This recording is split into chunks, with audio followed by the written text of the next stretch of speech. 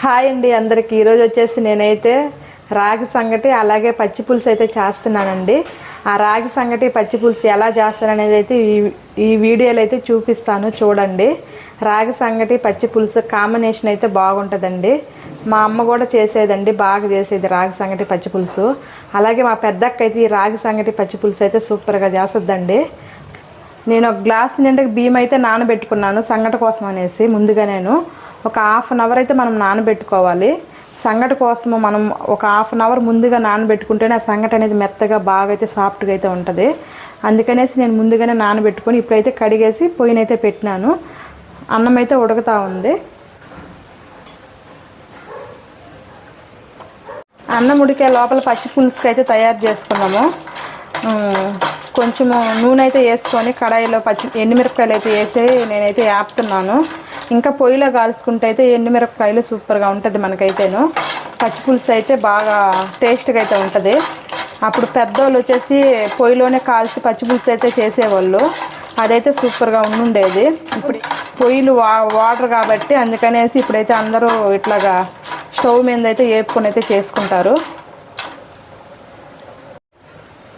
ఈ వేపిన ఎండుమిరపకాయలు అయితే ఒక డేక్సలు అయితే వేసుకుందాము.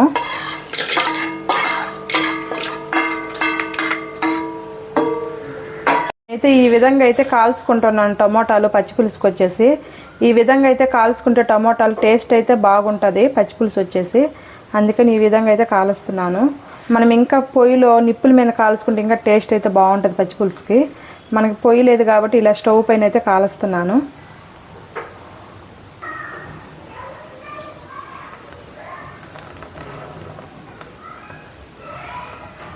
ఇంకా కాల్చుకొని పైన పొక్కు అయితే తీద్దాము.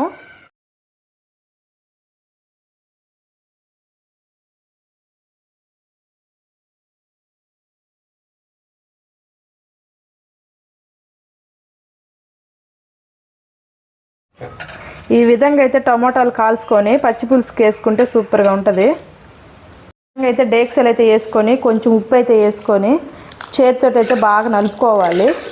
అప్పుడే టేస్ట్ అనేది బాగుంటుంది చేతితో నలుపుకుంటేను.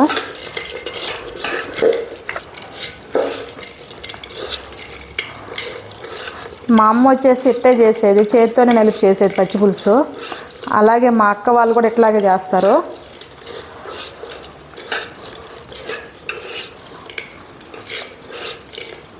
ఈ విధంగా అయితే మెత్తగా నలుపుకోవాలి. చేతితో చేస్తే పచ్చి పులుసు అయితే టేస్ట్ అయితే బాగుంటుంది. ఇంకా మనం ఈ విధంగా అయితే మనం చేతితో అయితే బాగా నలుపుకోవాలి పచ్చి పులుసుకి వచ్చేసి. అప్పుడే మనకైతే టేస్ట్ అయితే బాగుంటుంది. కొంచెం జీలకర్ర అయితే వేస్తున్నాను. పచ్చి జీలకర్ర అయితే వేస్తే టేస్ట్ అయితే బాగుంటుంది.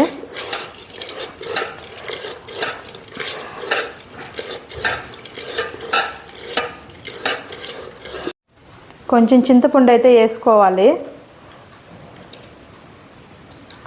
అలాగే కొంచెం నీళ్ళు కూడా వేసుకోవాలి.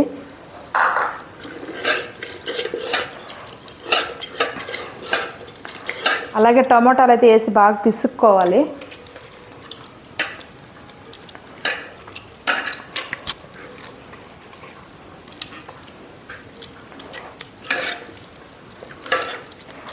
మనం స్టవ్ మీద కాల్చుకున్నా కూడా టమోటాలు అయితే బాగా ఉడికిపోయినాయి చూడండి, గుజ్జు గుజ్జు అయిపోయేసినాయి.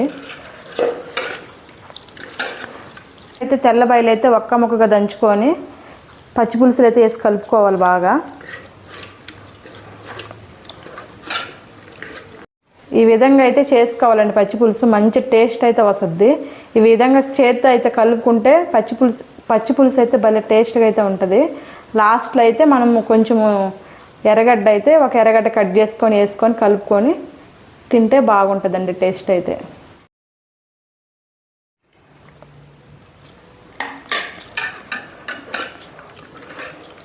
అండి పచ్చి పులుసు సింపుల్, ఎవరైనా చేసుకోవచ్చు. మనకి ఎప్పుడైనా కారంగా తినాలనిపిస్తే ఇలా పచ్చి పులుసు అయితే చేసుకొని ఉడుకుడికి సంగటి అయితే చేసుకొని తింటే సూపర్గా ఉంటుందండి. ఒకసారి మీరు ట్రై చేయండి. ఈ విధంగా అయితే అన్నం అయితే బాగా ఉడకాలి. మనకి ఎంత కావాలంటే అంత రాగిపిండి అయితే వేసుకోవచ్చు. ఒక్కొక్కరు ఎక్కువ కూడా వేసుకుంటారు రాగిపిండి. మేమైతే తక్కువ వేసుకుంటాం కాబట్టి నేనైతే కొంచెమే వేస్తున్నాను.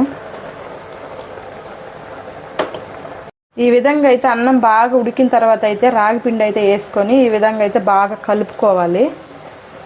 అయితే బాగా కలుపుకోవాలి. పిండి అనేది కొంచెం అయితే బాగా ఉడకాలి.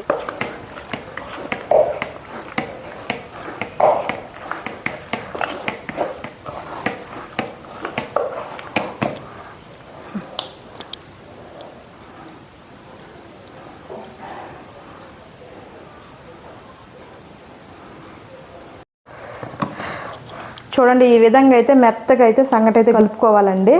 కలుపుకొని వేడి వేడి సంగటి అలాగే పచ్చి పులుసు వేసుకొని తింటుంటే సూపర్గా ఉంటుందండి. వేడి వేడి సంగటిలో పచ్చి పులుసు ఇలా అద్దుకొని తింటుంటే ఆ టేస్టే వేరండి. సూపర్గా ఉంది. నేను చెప్పేది కాదు కదండి, ఒకసారి మీరు ట్రై చేయండి, అప్పుడు మీకైతే తెలుసుద్ది. భలే ఉందండి పచ్చి పులుసు అయితేను.